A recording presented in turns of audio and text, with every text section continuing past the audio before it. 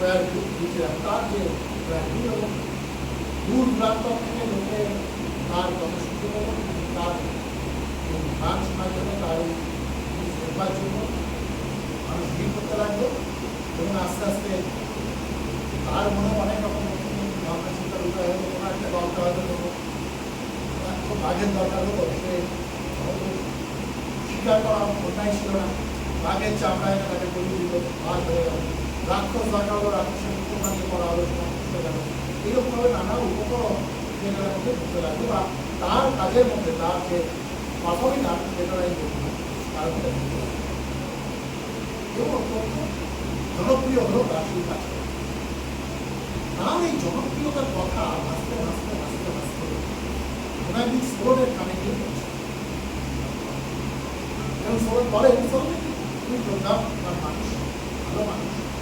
এবং তুমি যা হয় একজন জ্যেষ্ঠ মানুষ, যা হয় কোনো তরুণ বা কনিষ্ঠ মানুষ যদি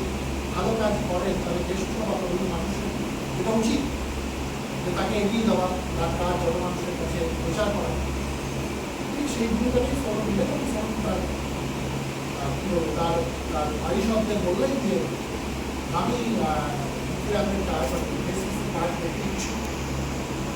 কোথায় কবে হবে আমার একটু বলো, আমি